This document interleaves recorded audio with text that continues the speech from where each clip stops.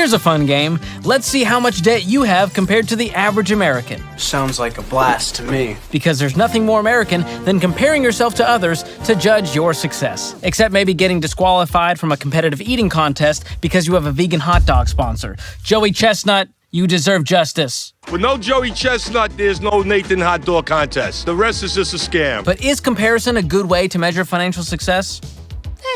We'll get to that later. For now, let's just enjoy seeing how you stack up compared to everybody else when it comes to popular debt products like credit cards, student loans, car loans, and mortgages. And I should warn you that comparison only ends one of two ways. You feeling mildly superior to broke people, or you spiraling into an existential crisis. Neither option's great, but whatever your fate, I'm gonna be here for you with a third option that I think is much healthier. Just like and subscribe so we can get this plane in the air. Seriously, sir, ma'am, we can't taxi the runway until I virtually see you give me the universal sign of approval. Let's start with an undeniable fan favorite, credit card debt.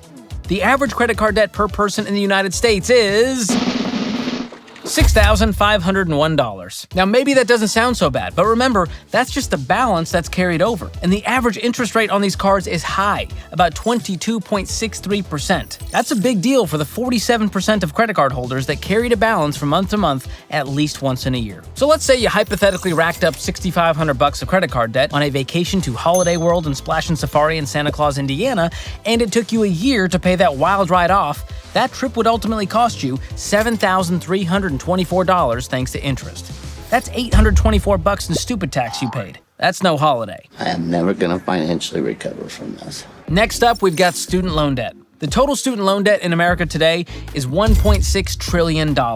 And not so fun fact, Americans over 70 collectively owe $30 billion of that. Now, I know it's hard to imagine grandma doing a keg stand at a Tri-Delt Toga party, and thank God they didn't have social media back in the 70s. She would have never gotten that job at Pan Am. Anyway, what's the average balance of each student loan borrower in America today? $38,787. Now, most Americans accept student loans as a harmless form of good debt because it's an investment in your future and has ROI. But I'd like to play devil's advocate and point out the not good parts. A recent survey of young adults found having student loans forced them to delay major life decisions. 38% delayed saving for retirement, 33% delayed buying a home, and 14% even delayed getting married. That's sad. You know what's even more sad? The state of auto loan debt in America. According to Experian, the average car loan held by consumers in the U.S. has a balance of $23,792. Goodness gracious, I need some Tums. I got some heartburn coming on here.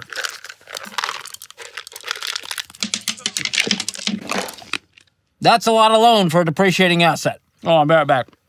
What's the serving size?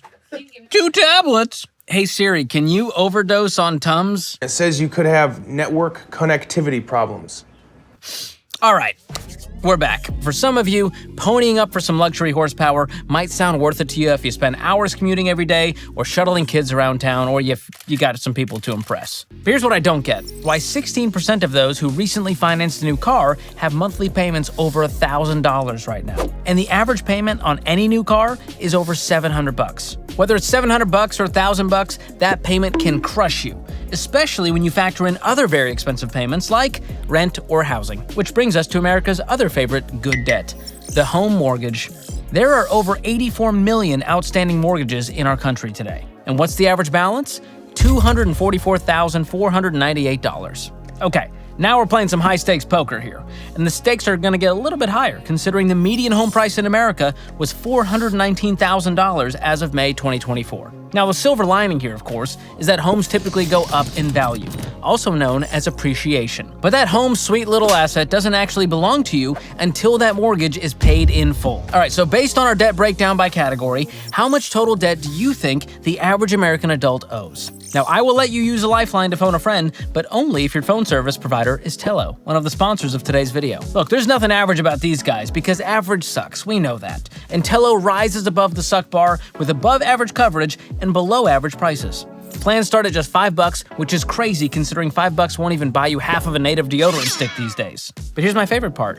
The unlimited everything plan is just $25 a month. There's no contracts, there's no hidden fees that randomly pop up on your bill. So if you're done with average, go to tello.com/George to get an extra $5 off their unlimited data plan for your first month of service. Or just click the link in the description below. My other above average buddy, online bank Laurel Road, another sponsor of today's video. Laurel Road is out here in these streets with a high-yield savings account offering 5.15% APY right now, which absolutely annihilates the average savings account rate of a measly 0.45%. And just in case that chasm in rates didn't convince you, these accounts also have no minimum balance, no monthly maintenance fees, and your deposits are FDIC insured. So let's make 2024 the year we start earning interest instead of paying it. Go to laurelroad.com/George or click the link in the description to get started. All right, no more stalling. Back to how much debt you think the average American owes. Quadruple digits? Low six figures? 34.73 trillion? Kidding.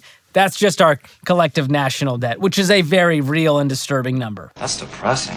But if your guess for the average individual American was $104,215 and not a dollar over, you win. Tell them what they won, Bob. You've won your very own Tyco Garfield telephone. Congrats. Okay, time for a wellness check. Does that number make you feel like a regular Einstein for coming in below average? Or are you entering your existential crisis era? Maybe you're somewhere in between, like an existential Einstein. But none of that matters in light of the truth bomb I'm about to drop. You ready? Here it is. How much debt you owe compared to other people is a totally worthless metric of financial success. Glad I got that off my chest. Thank you for sharing. Now, statistics can be fun, but a better measure of where you're at financially is your net worth. Not what anyone else's is compared to yours, but your personal scoreboard for this solo sport. And figuring out your net worth starts by adding up everything you own and subtracting everything you owe, aka your debt, your liabilities. Now don't worry, I'll put a link to our net worth calculator in the description if you're not the mathy type. It's going to help you figure this out. Now, your first goal when it comes to net worth is to have a positive number. That's a good start.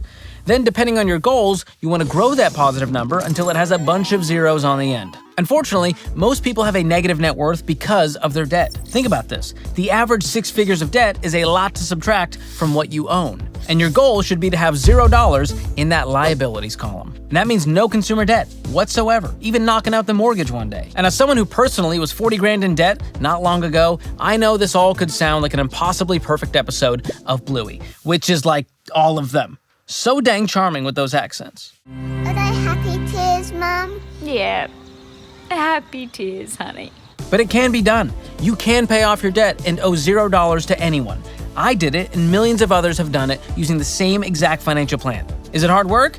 Absolutely. It personally took me 10 years to go from broke to net worth millionaire, but it was absolutely worth it and I would do it all over again. So if you want to learn about the debt payoff method that worked wonders for me, be sure to check out this video up next or click the link in the description below. Thanks for watching. We'll see you next time.